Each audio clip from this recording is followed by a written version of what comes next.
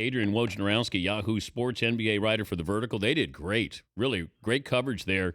Congrats, first of all, on that, Adrian. That was well done on draft night. Yeah, thanks, Dan. We really enjoyed doing that show, and it really resonates with the audience. And we're going to do it again this week at the start of free agency on Thursday night. All right, explain the Kevin Durant recruiting tour. How many teams do you really think have a chance at Durant, aside from Oklahoma City? Well, I reported a few days ago that there were, outside of Oklahoma City, there were 5 teams that they were setting meetings up with. That was Golden State, the Celtics, Miami Heat, San Antonio Spurs, and who was the fifth? I reported. The Clippers. The Clippers were the fifth team.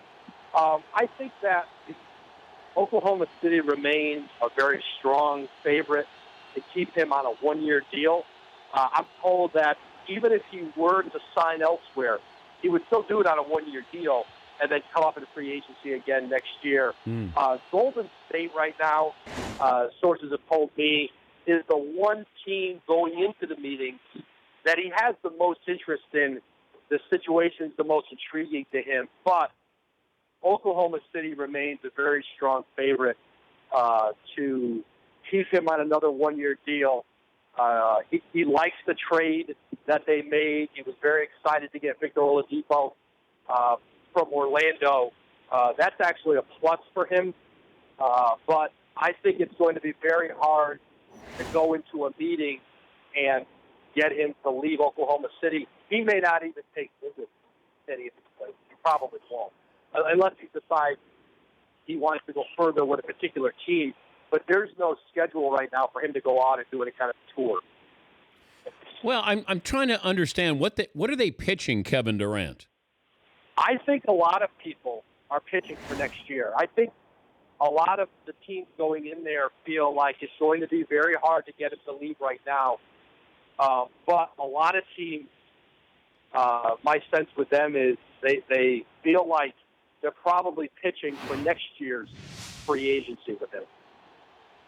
Because I'm also, if I'm Kevin Durant, the first person I go to is Russell Westbrook to say, you know what, how close are we? Do you feel good about this? Do you want to stay? What are you doing next year? Like, that's where I start. If Russell Westbrook says, look, I'm in. If you're in, I'm in. And I'll stay here if you stay here. Is that logical here, Adrian? Yeah. Yes, I believe that's a lot of the case. Those two have been in communication, and they have a good relationship. And I think another factor for Kevin Durant is he's going to share the pressure, the free agency pressure, with Russell Westbrook next year. That if he were to leave next year, let's say both he and Westbrook decided that they were going to leave next year. Well, it makes it Kevin Durant's very, he's very immersed in that community in Oklahoma City. He really cares about that place. He's really, it's important to him. And I think the hardest part of leaving for him is to walk away from that place. And if he did it this year, he'd have to do it all alone. Let's say hypothetically next year Russell decided to leave. Well, Kevin's got a little bit of an out to say, hey, Russell's leaving. It doesn't make any sense for me to stay. Now, I think they have a chance in Oklahoma City to keep both of them for the long term. It would help them to win a championship next year or get to the finals and make them feel like that they have a group that can keep doing this. But what happened in Oklahoma City this year, beating the Spurs in the conference semis and then being up 3-1 on Golden State in the conference finals, it let Kevin Durant and Russell Westbrook know, hey, we're close. We're closer than maybe we even thought we were coming into last season when people really had them a distant third behind the Spurs and Golden State. He's Adrian Wojnarowski, Yahoo Sports, The Vertical, for the latest news on everything free agent-wise. All right, a couple of things here. Dwight Howard, Joakim Noah, Hassan Whiteside, Mike Conley, Al Horford. Can you do a thumbnail sketch here of all of these guys, starting with Dwight Howard? What do you see happening? Well, it's just the market with Dwight Howard to me is fairly mysterious. I'm not talking to any team who I don't get a sense there's a max contract out there for him. Now, it only takes one. I think the market for him is going to be kind of spotty. He'll have opportunities.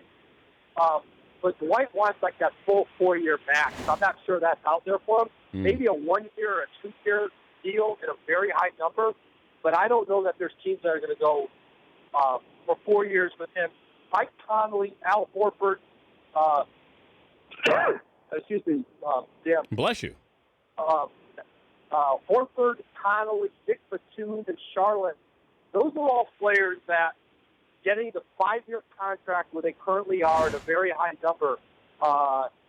DeMar DeRozan, that group, it's going to be hard to get any of those guys out of the teams to win because the incumbent team can give you that 5th year and they can give you, that annual 7% raise. They can pay you more.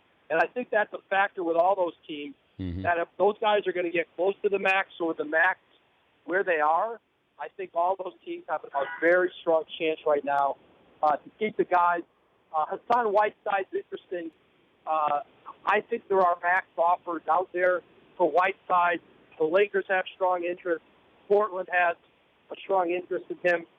Miami is going to have to pay. Miami's in a tough financial situation to be able to pay him and then pay Dwayne Wade his market value.